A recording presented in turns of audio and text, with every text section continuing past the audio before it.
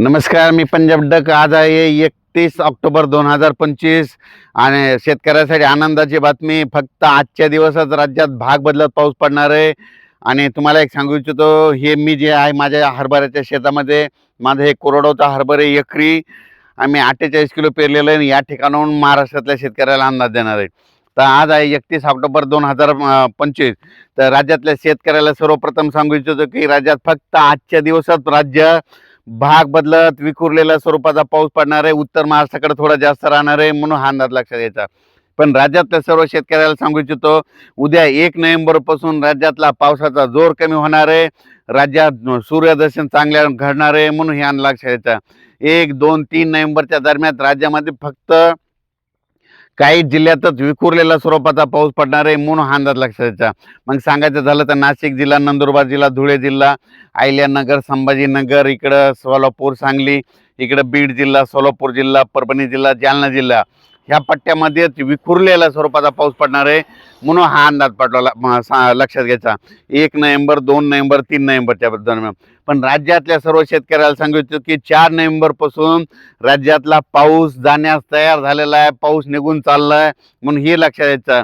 आणि 7 तारखेला मात्र राज्यातून आपल्या महाराष्ट्रातून पाऊसच निघून जाणार आहे, म्हणून हे लक्षात घ्यायचं.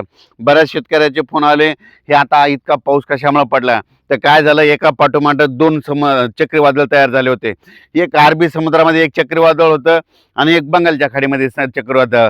ते बंगालच्या चक्रीवादळ ते काय झालं, इकडं पूर्व विदर्भाकडून इकडं आसामकडे जाणार होतं. आणि हे अरबी समुद्रातलं चक्रीवादळ किनाऱ्या येऊन तसंच इकडं ओमानकडे जाणार आहे. ते जात असताना त्याच्यामुळे आपल्या महाराष्ट्रामध्ये इतका पाऊस पडला. आता हे दोन्ही चक्रीवादळ निघून जाणार आहेत, त्याच्यामुळे पाऊस येणार नाही.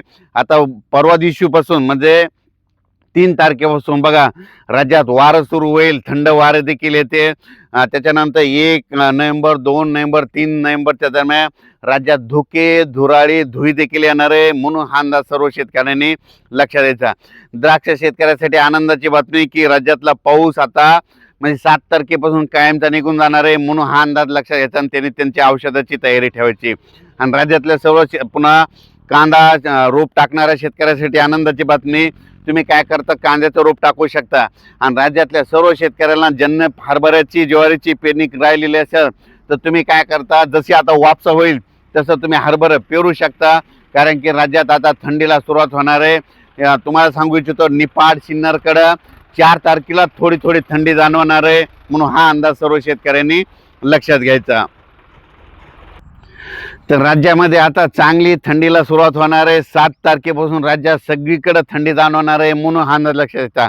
तसं तर 4-5 तारखेला तुम्हाला एक सांगू इच्छितो, इकडं नंदुरबार जिल्हा, धुळे जिल्हा, जळगाव जिल्हा, इकडं बुरामपूर, याच्यानंतर घाटाच्या खाली बुलढाणा जिल्हा, त्याच्यानंतर परत वडा, अचलपूर, दर्यापूर, मोर्शी, अमरावती या पट्ट्यामध्ये 5 तारखेला 4-5 तारखेला तिकडं थंडीची लाट म्हणजे सुरुवात होणार आहे. त्याच्यानंतर ती थंडी 6 तारखेला परत इकडं मराठवाड्यापर्यंत येणार आहे. 7 तारखेला ती थंडी आपलं सांगली, सातारा, इकडं सोलापूर म्हणजे दक्षिण पट्ट्याकडे जाणार आहे, म्हणून हा अंदाज लक्षात घ्यायचा. 8 तारखेला राज्यात सगळीकडे थंडी दिसणार आहे. 8 तारखेला सगळ्यांना असं वाटेल की आता हिवाळा सुरू झाला असं म्हणून जाणवणार आहे, म्हणून हे लक्षात घ्यायचं. पण तुम्हाला एक सांगू इच्छितो की राज्यामध्ये उद्यापासून राज्यात धुके, धुराळी अशी धुळी येईल की रस्त्यांना देखील दिसणार नाही. गाडी चालवत असताना तुम्हाला लाईट लावावं लागते, पिवळे लाईट लावावं लागते. अशी राज्यामध्ये आता 1 ते 4 नोव्हेंबरच्या दरम्यान धुके येणार आहेत, म्हणून हा अंदाज लक्षात द्यायचा. राज्यातल्या सर्व शेतकऱ्यांसाठी आनंदाची बातमी, राज्यात फक्त आजच्या दिवसात भाग बदलत विखुरलेल्या स्वरूपाचा पाऊस पडणार आहे.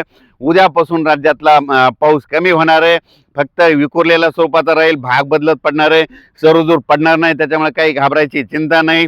आणि जे सर्व शेतकऱ्याला सांगू इच्छितो की ज्यांची पेरणी राहिलेली असेल आता तुम्ही पेरू शकता.